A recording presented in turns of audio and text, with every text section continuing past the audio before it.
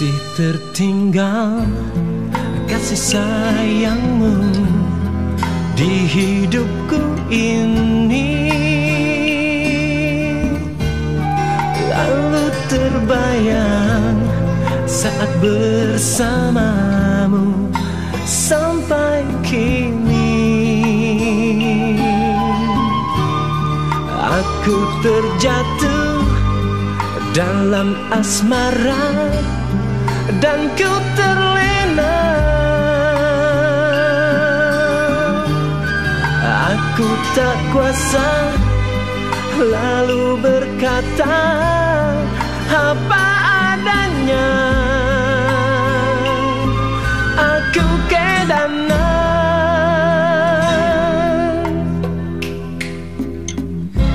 pada dirimu, oh, terlalu cinta pada dirimu, oh, terlalu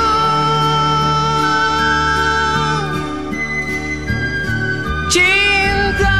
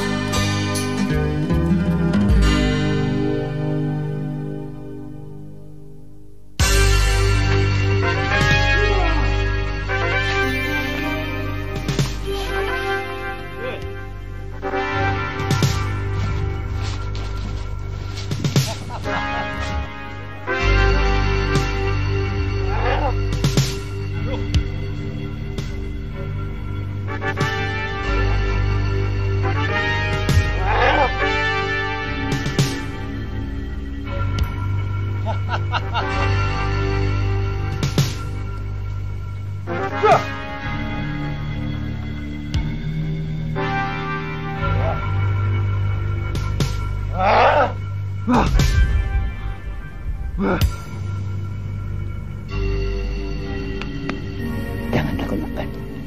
Semoga Tuhan yang Maha Kuasa akan memberikan kekuatan bagimu. Ya.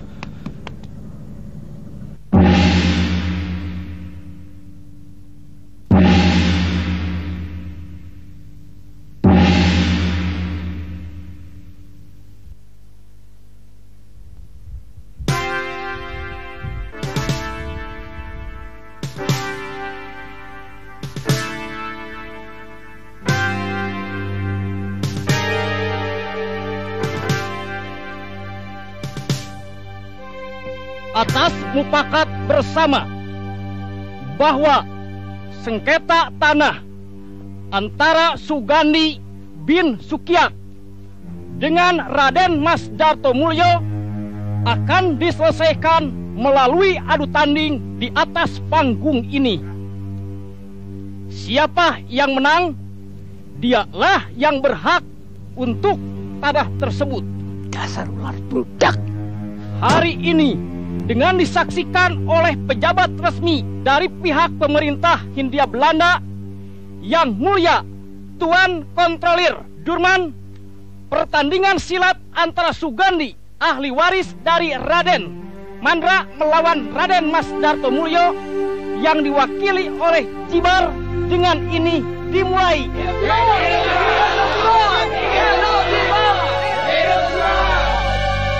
Kepada pihak Sukiat, kami persilahkan untuk naik ke atas panggung.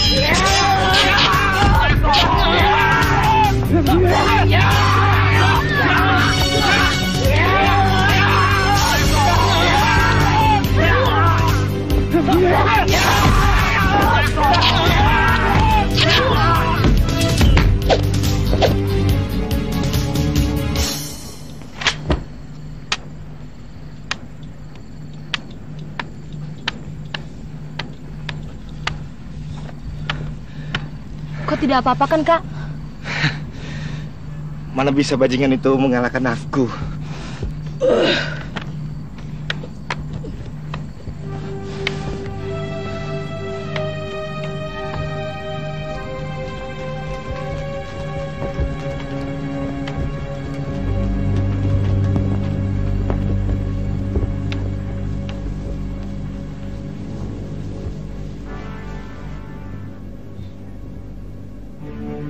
Hei, monyet-monyet! Kenapa pada diam? Hah? Bengong lagi! Bunuh! Habisi mereka!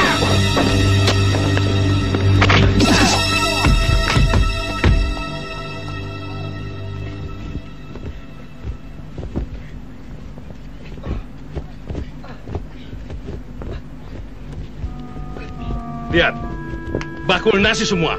Upah mau yang gede. Melawan perempuan yang buta saja tidak becus. Jangan khawatir, Mas Darto. Tanah itu pasti jatuh ke tangan Tuan. Cuma soal waktu saja, toh. Iya, kapan? Waktu. Tapi Tuan Kontroler tahu kan, saya sudah terlalu banyak keluarkan biaya. Lama-lama saya bisa bangkrut. Tidak ada yang gratis di dunia ini. Untuk mencapai tujuan, kita mesti mau berkorban apa saja. Termasuk kita punya uang dan kita punya nyawa.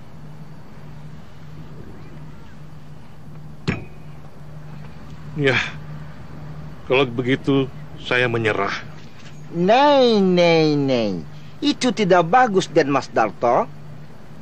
Kamu mesti pusatkan kamu punya perhatian pada hasilnya nanti.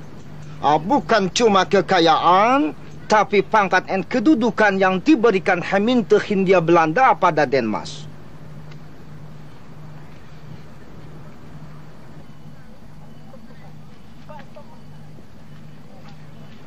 Ya, perlu juga saya ingatkan, keadaan sudah tidak lagi mengizinkan Denmas untuk melangkah mundur.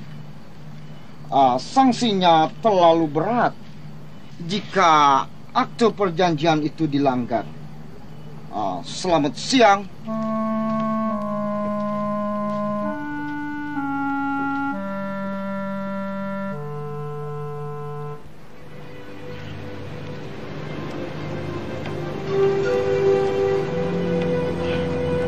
Siapa orang itu? Dia terus mengikuti kita. Dia telah membantu kita secara diam-diam. Hah? Siapa dia?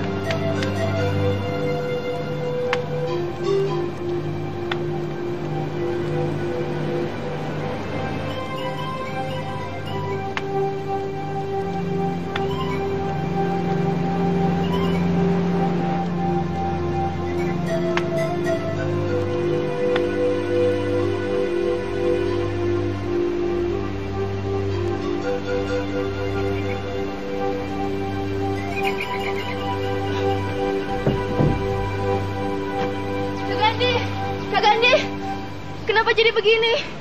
Tidak apa-apa. Mari kita masuk.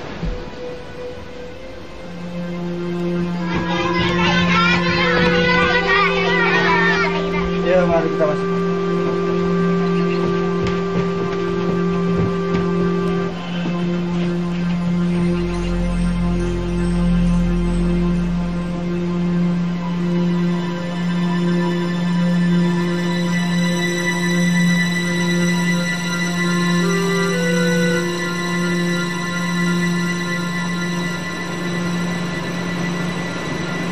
Kliwon, kau melihat begitu banyak anak-anak. Apakah mereka yatim piatu?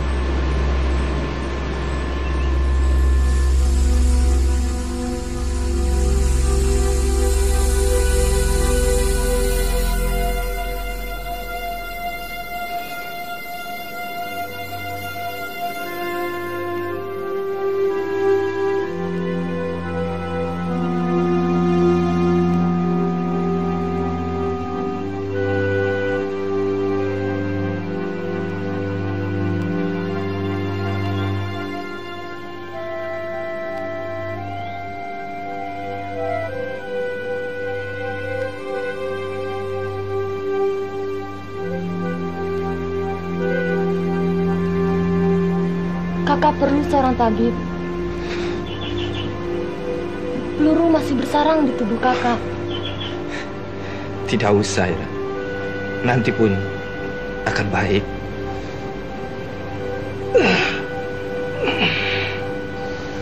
Bukankah obat yang kau berikan tadi akan baik khasiatnya? Akan turun hujan lebat malam ini. Didin, tutup pintunya. Ya, Kak.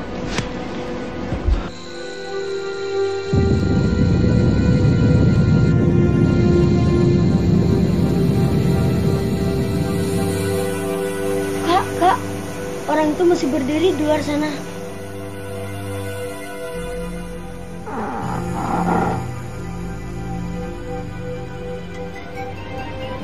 Ayo makan dulu. Mana piringnya?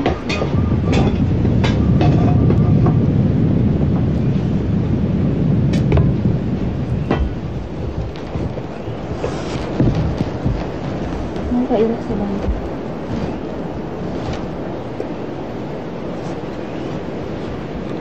Ayo kalian makan dulu. Setelah itu, kalian pergi tidur ya. Iya, Kak. Kau pun juga harus makan, Ira. Saya belum lapar, Kak.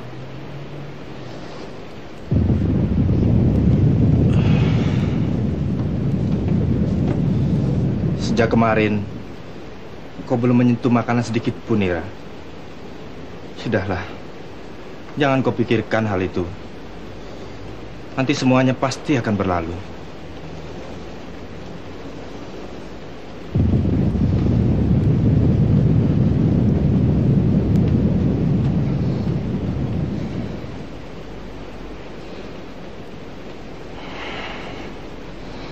Didin, Ya, Kak. sesudah kau makan, panggil orang itu masuk. Dia akan kehujanan di luar sana. Dan siapkan juga makanan untuknya. Baik, Kak Ira.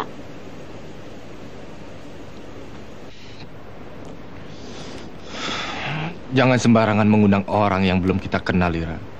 Siapa tahu dia Saya itu... tahu. Juragan Darto itu memang terlalu licik seperti ular. Tapi saya yakin orang ini tidak bermaksud jahat. Jangan terlalu mudah percaya dengan apapun, Ira. Keluarga kita sudah nyaris hancur gara-gara orang tua kita terlalu percaya dengan segala sesuatu yang kelihatannya serba baik dan manis. Tapi menurut firasatku, dia orang baik, Kak. Firasat. Tadi pagi pun aku berangkat dengan firasat yang baik. Tapi beginilah nyatanya. Dia telah menyelamatkan nyawaku. Nyawa kita semua. Suatu hutang yang sulit dibayar, Kak. Apalah salahnya hanya mengundangnya masuk dan memberikan sedikit makanan untuknya. Hewan saja bisa kenal budi, Kak. Suka-sukamu lah.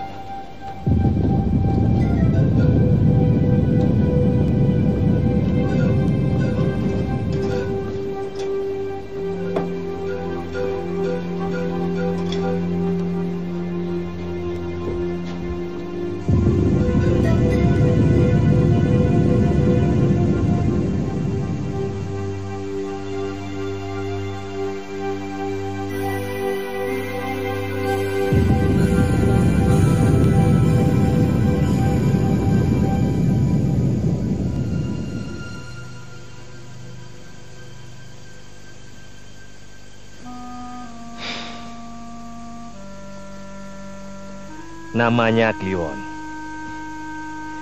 Dia juga suka berkenalan dengan adik. Nama adik siapa? Didin. Paman tadi alun-alun juga kan? Iya, bersama Kliwon. Suatu pertandingan yang seru bukan?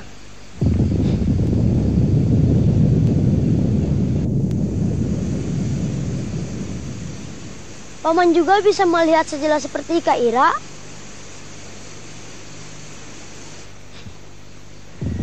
Tapi aku tidak setangkas kakakmu itu.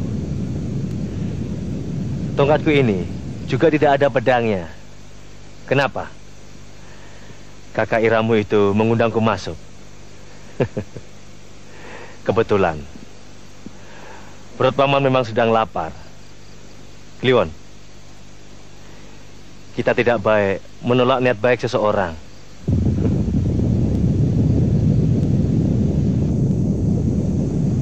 Mari, Paman.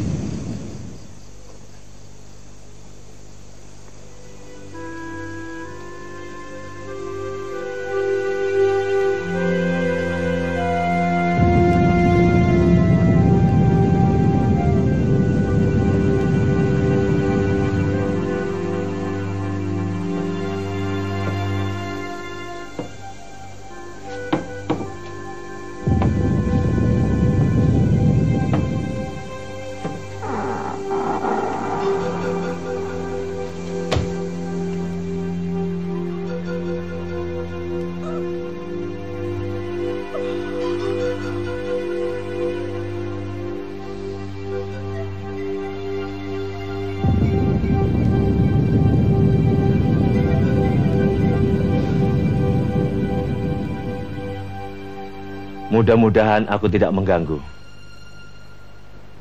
Terima kasih atas kebaikan kalian untuk mengundangku masuk. Nama saya Barda. Kami telah menyiapkan makanan untuk Tuan. Silahkan. Meski sangat sederhana.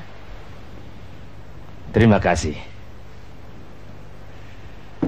Sebenarnya tak perlu repot-repot. Aku dan Kliwon sudah lebih daripada bersyukur. Meski hanya disajikan dengan segelas air putih.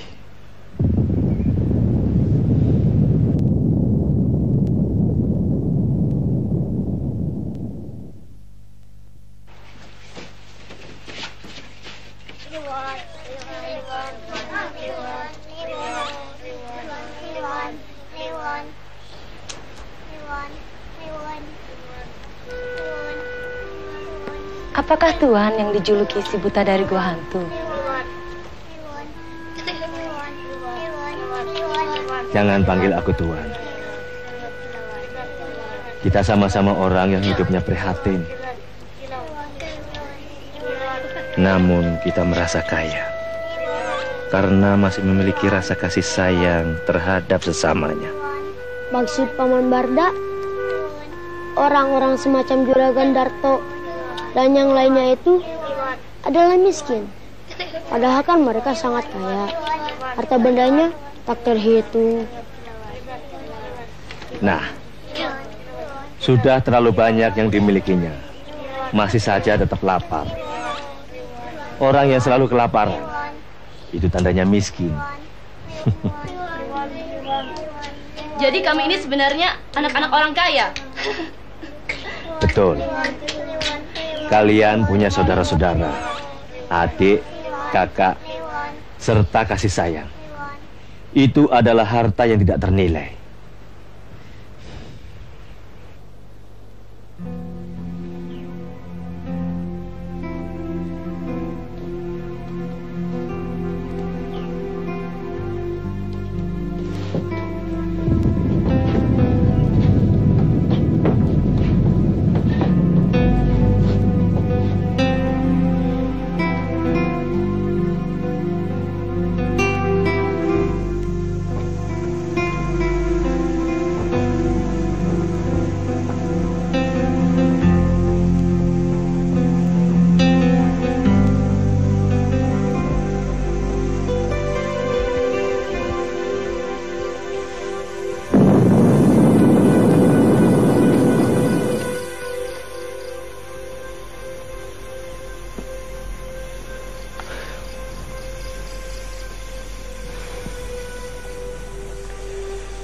Sebentar lagi akan turun hujan badai.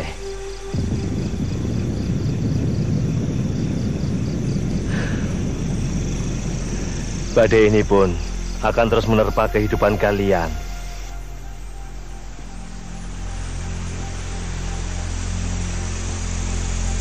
Kami sudah terbiasa. Bahkan kami sampai lupa kapan kedamaian itu akan datang. Sulit. Selama setan-setan itu masih ada. Bahkan mereka tetap akan terus menyerang sebelum niat jahatnya itu tercapai. Persis seperti julukanmu, si buta dari gua hantu.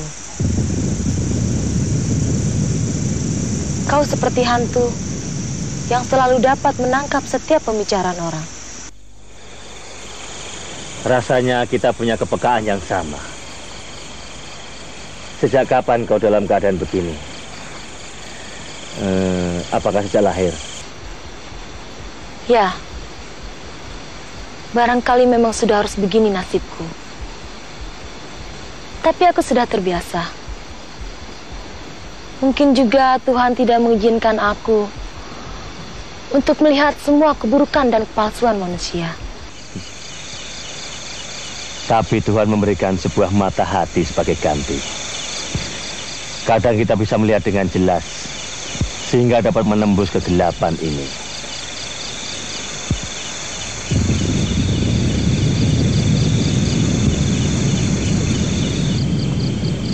Kalau boleh ku tahu, siapa gurumu?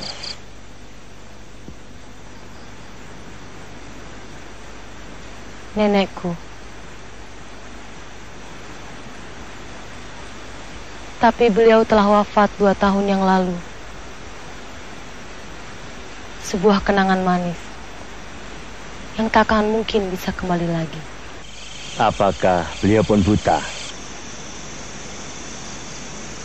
Tidak. Tapi dengan kesabaran dan tekun, dia melatih dan mendidikku.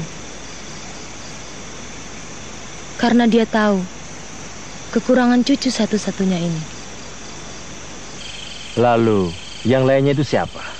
Saudara-saudara angkatku, anak yatim piatu. Orang tua mereka telah menjadi korban kekejian penjajah.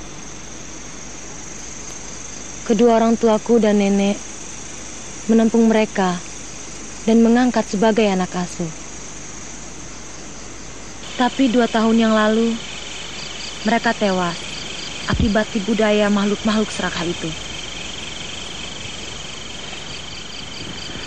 Kompeni berusaha menguasai tanah milik keluargamu ini. Untuk apa? Katanya, untuk dijadikan perkebunan. Atau onderneming milik pemerintah Hindia Belanda. Tapi maksud mereka yang sebenarnya, mereka ingin mendirikan sebuah tangsi militer. Dan juga sebuah penjara di atas tanah yang seluas ini. Tentu saja orang tuaku tidak mau menjualnya. Aku mengerti sekarang. Untuk menjaga mukanya di hadapan rakyat, kompeni memperalat Juragan Darto untuk membeli tanah pusaka ini dengan ikatan janji yang sangat muluk. Raden Mas itu pasti akan jadi sepah yang dicampakkan. Dengan berbagai tipu daya, dia terus merongrong kami. Dari cara yang paling halus sampai yang paling keji.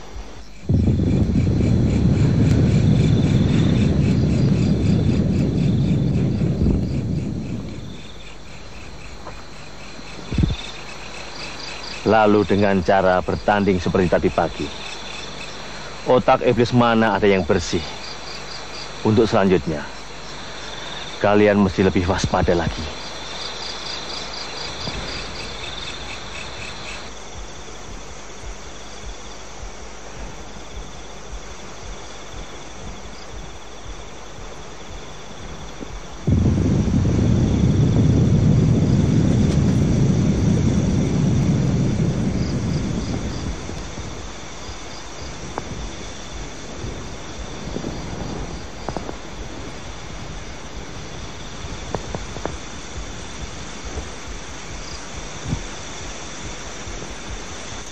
Nini, kau belum juga tidur ya?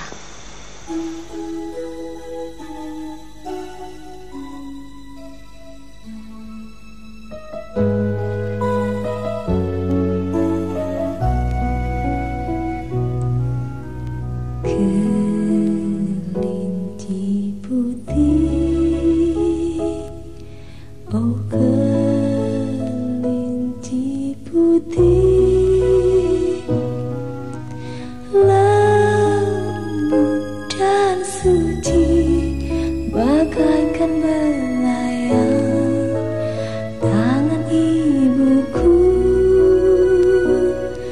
Matamu indah cemerlang seperti bintang, bulumu putih bersih seperti awan, lompatanmu tangkas seperti pendekar. Kelinci putih, oh kelinci putih, keindahanmu hanya bayangan.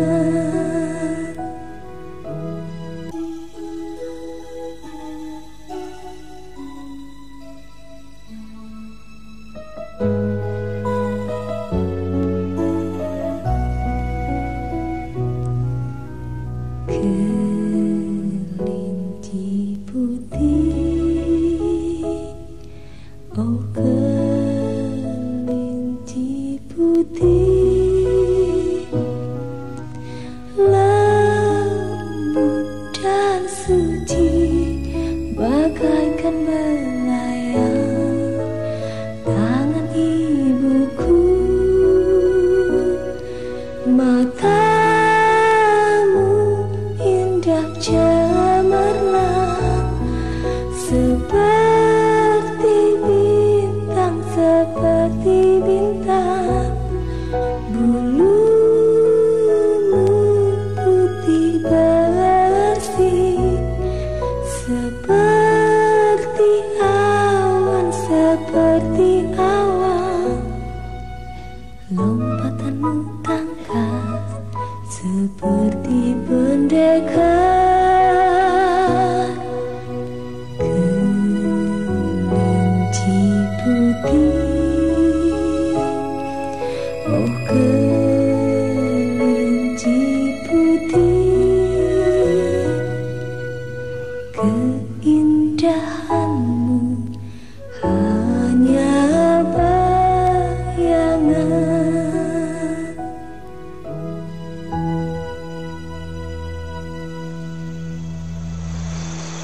Kalau saja aku dapat melihatmu. Kau dapat melihat lebih jelas dari siapapun.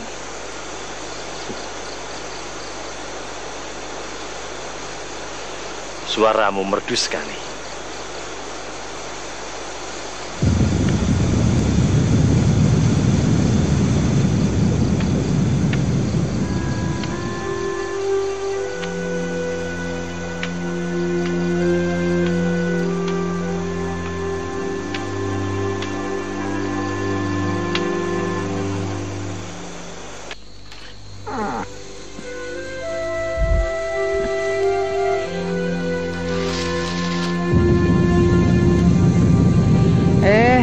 Mau kemana malam-malam begini, Neng Ira? Si nakal ini terlepas lagi, Ki. Dia seharusnya sudah berada di kandangnya. Astaga, dia ini memang badung. Kalau belum dibeli Neng Ira, nggak mau masuk kandang. Pokoknya pada kolokan seperti bocah-bocah itu. Oh, ada tamu. Anak ini siapa? Saya Barda. Mudah-mudahan tidak mengganggu dan merepotkan semuanya. Lah ya enggak. merepotkan apaan sih? Memangnya minta nenen. Nisatar memang keterlaluan. Nih, Kak Barda untuk sementara, biarlah menginap di sini. Sementara atau selamanya juga nggak apa-apa. Malah senang ya, Ki? Iya, asal betah saja tinggal di gubuk reot begini.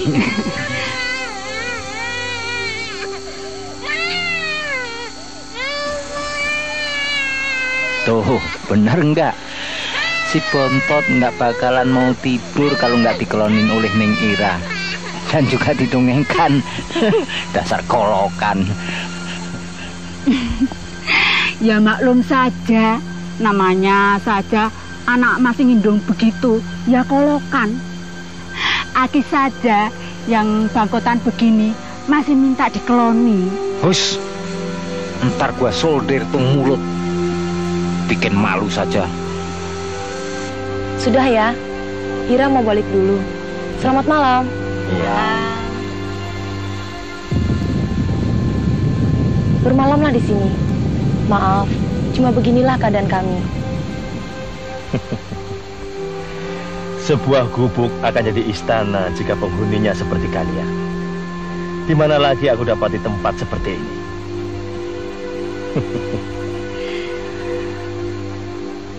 Mari, silakan masuk. Terima kasih.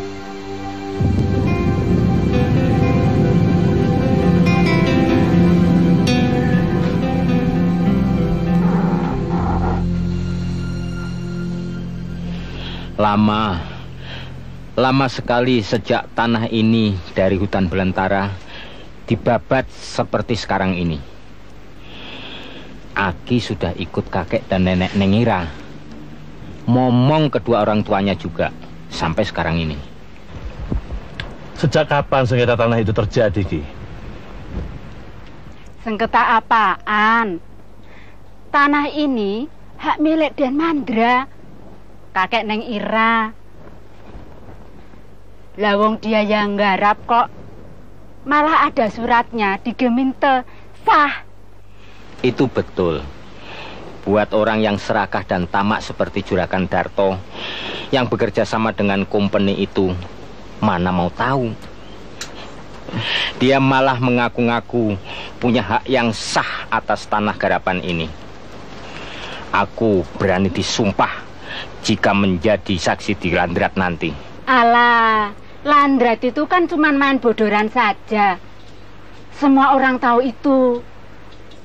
Lebih baik perang saja sudah. Meninggalnya kakek, nenek dan kedua orang tua Ira. Apakah lantaran persoalan tanah ini? Sebetulnya kami sudah tidak mau mengingatnya lagi. Terlalu menyakitkan. Itu terjadi 15 tahun yang lalu. Setelah berulang kali gagal membujuk Den Mandra untuk menjual tanahnya, akhirnya pihak company mengambil tindakan kejam. Mereka ingin menghancurkan jembatan penghubung satu-satunya itu dengan dinamit. Seorang opsir beserta para opas yang bertugas meledakkan jembatan itu telah siap di atas bukit. Tepat pada saat itu, Den Muda dan istri yang membawa Neng Ira yang masih berusia 2 tahun ketika itu lewati jembatan. Terjadilah malapetaka itu.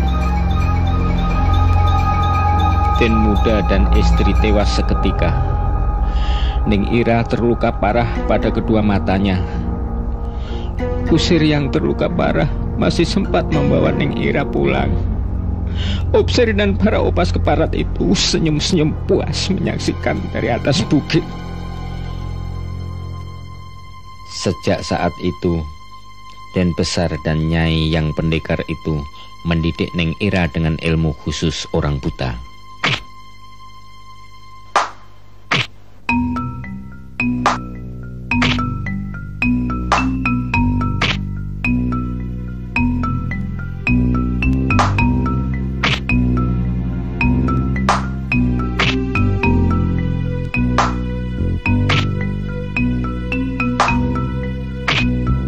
Tiba-tiba beberapa orang karyawan datang membawa seorang bocah laki-laki, Gandhi. Bapaknya dibawa oleh sepasukan opas dan tak pernah kembali lagi karena tidak rela sebidang tanahnya yang tidak jauh dari sini dikuasai oleh company. Sejak itu, Gandhi yang yatim piatu dipungut anak oleh Den Besar dan Nyai. Tanpa terasa, waktu berlalu begitu cepat. Ning Ira sudah menjadi seorang gadis cantik, meski kedua matanya buta melek. Begitupun Gandhi sudah tumbuh menjadi seorang pemuda yang gagah.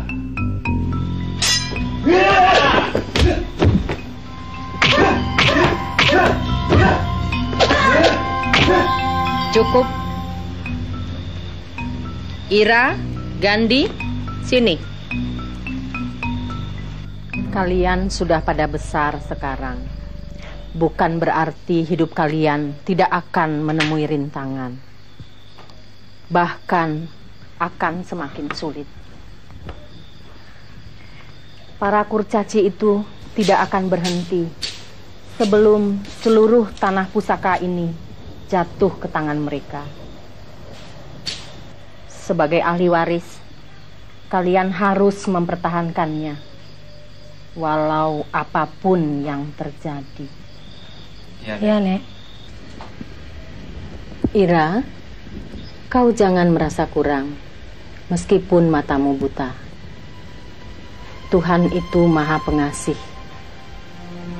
Dia akan selalu melengkapi kekurangan yang ada pada setiap umatnya.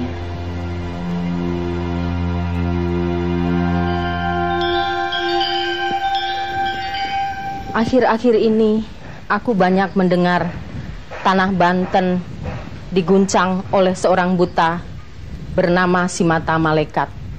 Tangguh luar biasa, tapi juga sangat terlengas.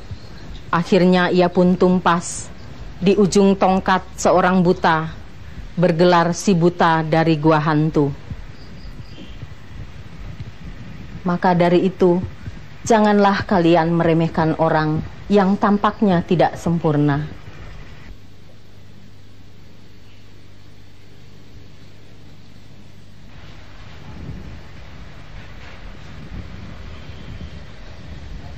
Gandhi, Iya, Nek.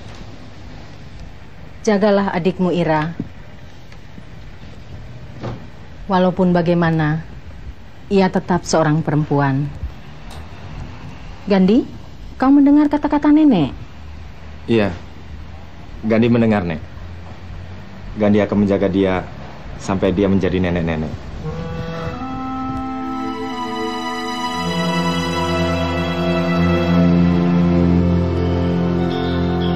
Ramalan Nyai ternyata terbukti. Malam itu juga, Juragan Denmas Dartomulyo, seorang tuan tanah dan pengusaha yang kaya raya, datang berkunjung dengan diiringi oleh belasan pengawalnya.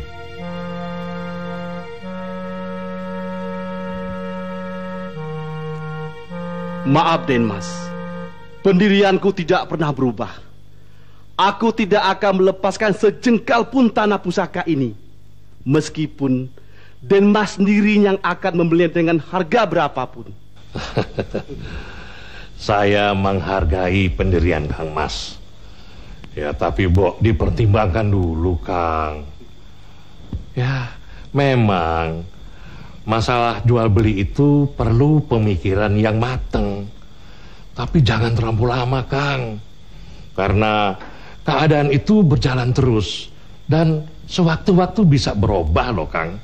Dulu saja tidak pernah terlintas di hatiku untuk menjual tanah asli keringatku ini, Denmas. Apalagi kini di tanah pusaka ini telah terserap darah putra dan mantuku. Itu sama saja menjual nyawa mereka, Denmas. Tapi Kang Mas perlu tahu bahwa di atas tanah ini ayahku punya andil. Itu berarti sebagai ahli warisnya, aku juga punya andil di atas tanah ini, Kang.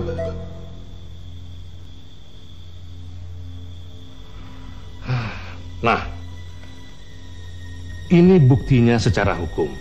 Tolong Akang pelajari dan periksa dengan teliti. Monggo. Akte ini sudah tidak berlaku, Den Mas. Tanah milik orang tua Den Mas Darto sudah kubeli dengan tunai beberapa belas tahun yang lalu. Akte itu masih kusimpan dengan rapi. Ya, kalau begitu kita tidak perlu lagi bicara panjang lebar. Saya harap Kang Mas tidak akan menyesal nanti. Habisin!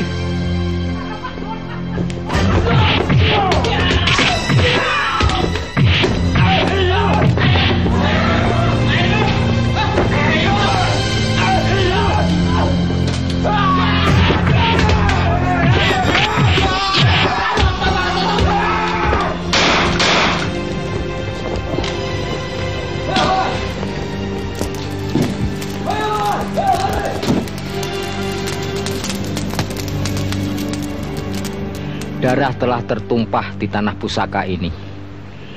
Maka selama 2 tahun terakhir ini, rongrongan demi rongrongan silih berganti.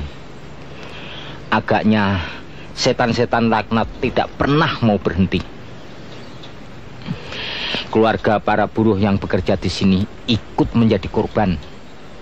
Hingga tempat ini lama-kelamaan berubah menjadi penampungan anak-anak yatim piatu.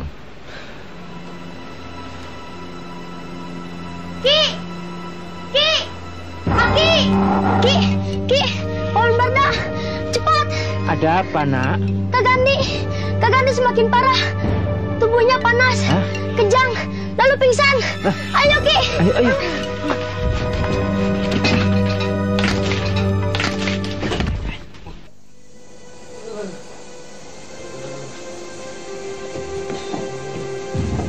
Jangan. Jangan.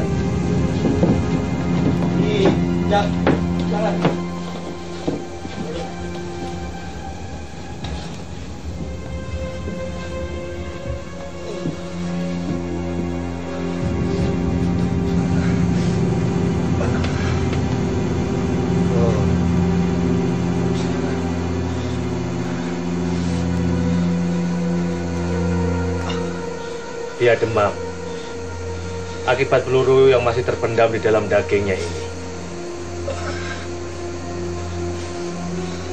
Sudah kusarankan untuk memanggil seorang tabib, tapi dia menolak. Peluru ini harus dikeluarkan. Itu harus dilakukan oleh tabib. Aku akan segera ke sana. Didik, ikut.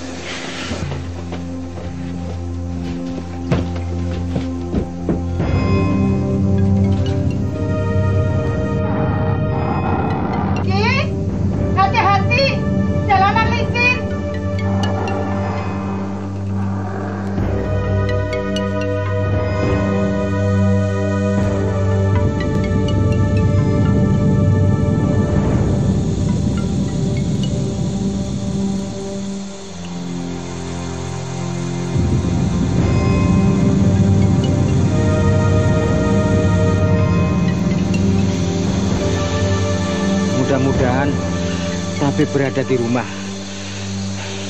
Selain dia, tiada lagi tabib di desa ini. Lampunya masih menyala, Ki. Pasti tuan tabibnya ada. Ayo.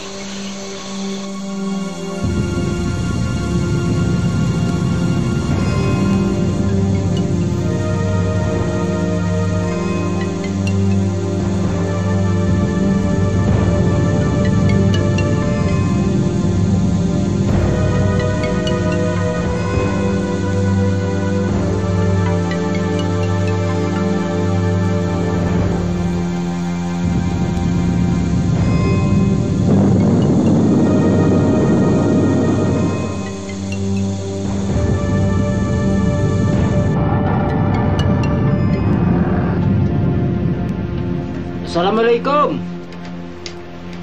Tuan tabib. Tuan tabib.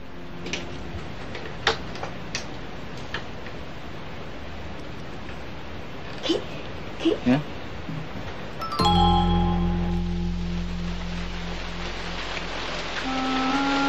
Selamat malam. Malam, Tuan Tabib.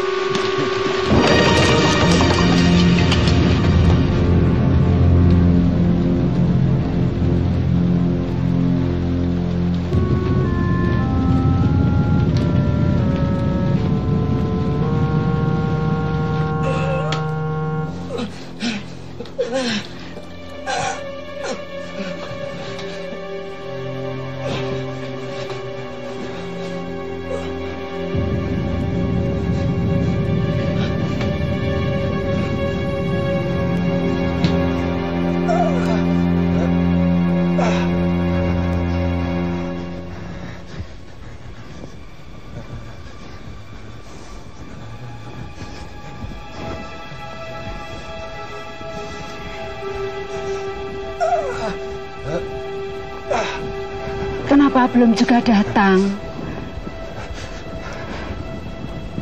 Barangkali tabibnya sedang sibuk. Jadi mereka terpaksa menunggu.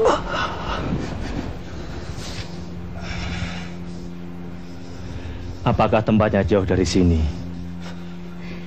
Tidak terlalu jauh, tapi jalannya licin dan berbahaya. Apalagi waktu hujan begini.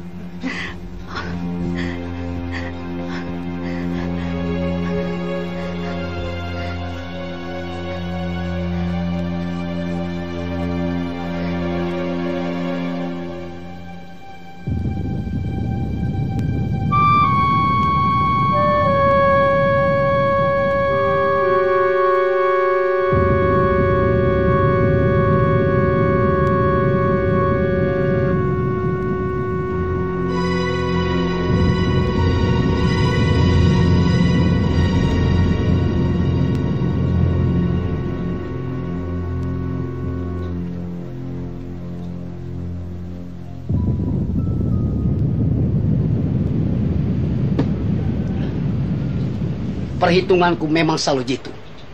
Bocah yang terluka kena pelor itu pasti dia akan berobat ke tabib yang satu-satunya di desa ini. Tapi sayang, bukan perempuan buta itu yang nongol. Dia pasti nongol, menyusul dua kunyuk ini.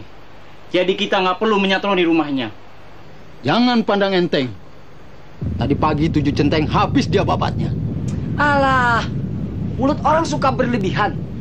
Gimana sih orang buta mampu seperti itu? Omong kosong. Tapi kalau enggak, masa Juragan Darto meminta bantuan pada kita? Semua jawara tahu kalau 3 dedemit turun dari Gunung Sindur, berarti urusannya gak main-main. Betul juga. Bukan kebiasaan kita untuk menghadapi segala persoalan cengceremen. Yang begituan mah cukup diberesin sama para centeng, iya kan? Dia cucunya Raden Mandra. Sepasang pendekar yang paling disegani beberapa tahun yang lalu. Bahkan guru kita pun pernah dipercundangkannya. Tidak heran kan? Kalau cucunya juga hebat, mesti matanya buta.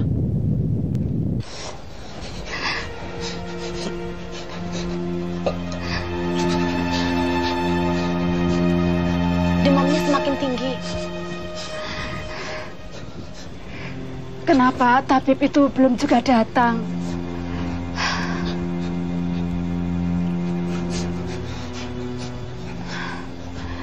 Jangan-jangan terjadi sesuatu pada diri Aki dan Diding. Gusti, jangan berkata begitu. Tidak ada apa-apa.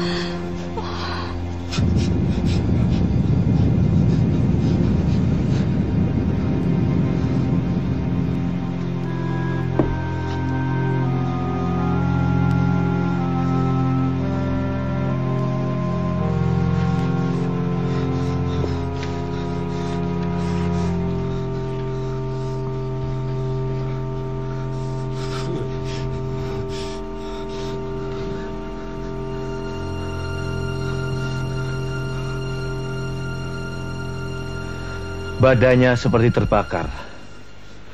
Peluru itu harus segera dikeluarkan. Rasanya tak ada waktu lagi untuk menunggu tabib. Tolong bantu aku.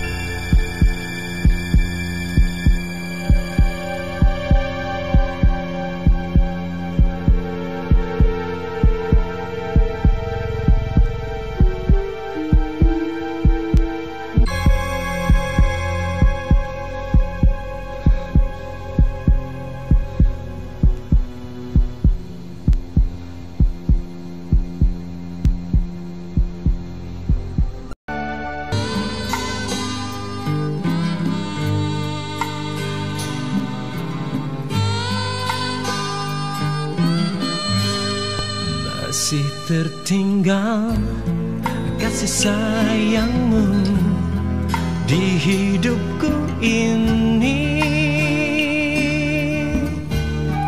Lalu terbayang saat bersamamu sampai kini.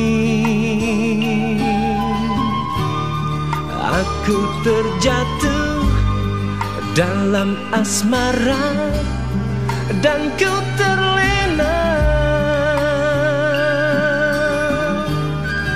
Aku tak kuasa lalu berkata,